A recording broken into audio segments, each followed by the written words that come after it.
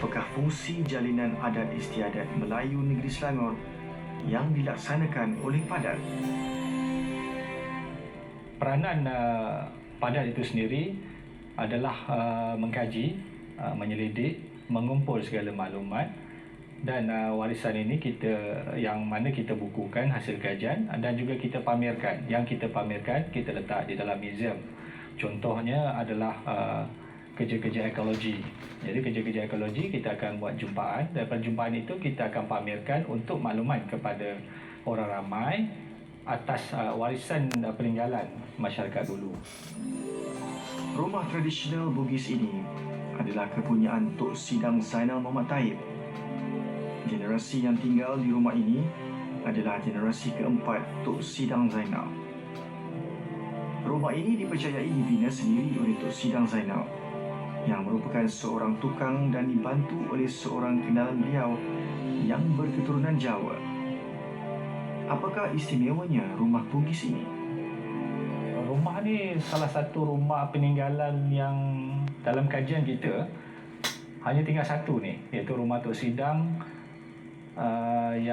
Tok Sidang Zainal yang telah berusia 100 tahun lebih. Ya. Walaupun dia hanya tinggal rumah ibu kerana bahagian dapurnya telah diruntuhkan untuk dibuat rumah sambungan, tetapi daripada gambar rujukan tu kita dapatlah gambaran bagaimana rumah asal itu dibina. Kerana tariknya rumah ini dia buat keseluruhannya daripada kayu yang tidak menggunakan paku. Kerana dahulu rumah-rumah menggunakan pasak, ya, memasang pasak kepada struktur kepada rumah tersebut. Dan kita sedang berusaha dan berbincang dengan keluarga untuk membuka rumah tersebut dan kita baik pulih dan kita bawa ke Shah Alam dan kita pamerkan di perkarangan Museum Sultan Alam Shah. Kerana rumah ini adalah satu peninggalan warisan yang kita tidak akan jumpa lagi selepas ini.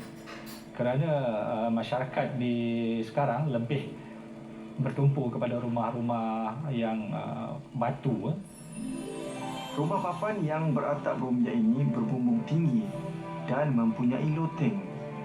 Mengikut cerita, loteng tersebut berfungsi sebagai bilik sementara untuk menyembunyikan anak dara ketika rumah tersebut didatangi tetamu, di samping menjadi tempat bersuluk untuk kedua keluarga. Secara asal ni, rumah ni asalnya atuk saya yang bina, yang kayu-kayu dia semua diambil pada hutan di sebelah apa sana, sawah sepadan kan. Kemudian diambil guna kereta lembu lah, tebang semua menu pakai gergaji lama kan. Nanti dibelah kayu dekat hutan sana, dah kering bawa balik sini, kemudian ditegakkan rumah tu dekat sinilah. Atuk sebelah mak dia cakap rumah ni 1918. Dia punya ambil kayu dekat tebang kayu dekat hutan daripada 1918, kemudian dibelah, diukar apa semua, kemudian ditegakkan ni dalam 19 hujung 1919 lah, siap dibina 1920.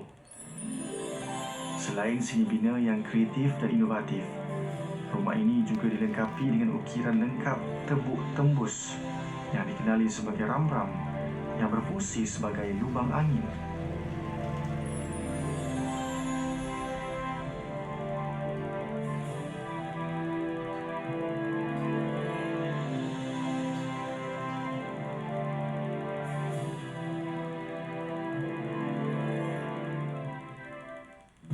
Selangor bukan sahaja terkenal dengan warisan Bugisnya, malahan juga warisan pelbagai bangsa dan agama. Ini adalah kerana Selangor menjadi pusat penghijrahan orang yang dari luar Selangor, sehingga negeri Selangor ini dikenali juga sebagai melting pot. Apa sebenarnya yang dimaksudkan dengan melting pot?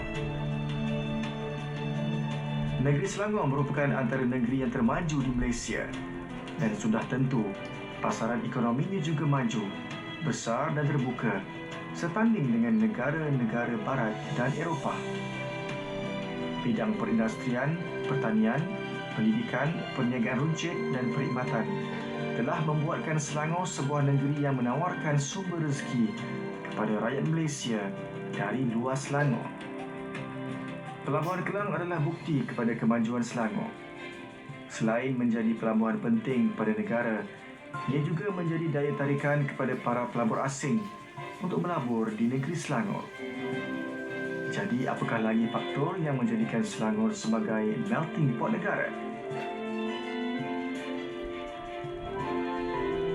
Selangor ni secara umum ataupun secara kita kata ringkasnya, kita boleh kata sebagai satu melting pot ni, tapak pertemuan lah, ataupun satu tempat pertemuan yang membawa kemakmuran dengan adanya biji timah, adanya pertanian dan sebagainya. Dan pihak Inggeris penjajah dulu pun telah memilih Kuala Lumpur yang berada di Selangor itu sebagai tapak ibu negeri Sekutu, tapak pusat pentadbirannya dan membina berbagai kemudahan di situ.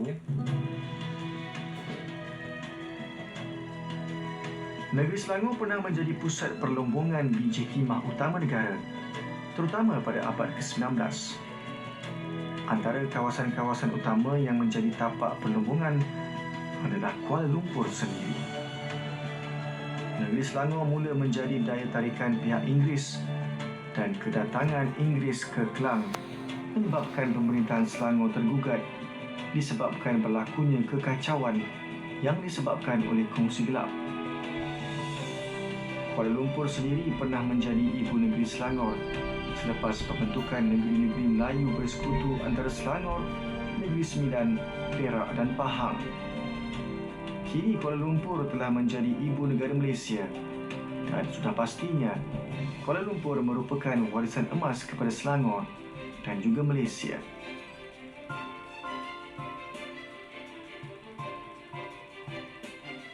Selepas pembentukan negeri-negeri Melayu bersekutu pada tahun 1896, Persekutuan Malaya terbentuk pada tahun 1948 dan kemudian Persekutuan Malaysia tertubuh pada tahun 1963 dan Kuala Lumpur menjadi wilayah persekutuan dan dilepaskan kepada Kerajaan Persekutuan untuk dijadikan ibu negara Malaysia.